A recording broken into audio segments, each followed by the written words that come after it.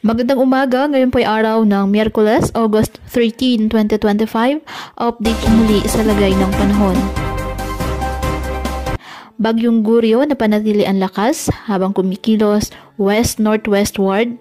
At ngayon taglay ang lakas ng hangin nga abot sa 120 km per hour malapit sa sentro at pagbugso nga abot sa 150 km per hour. Kumikilos west-northwestward sa bilis na 25 km per hour. Sa ngayon nakataas ang Tropical Cyclone Wind Signal number 1 sa Batanes.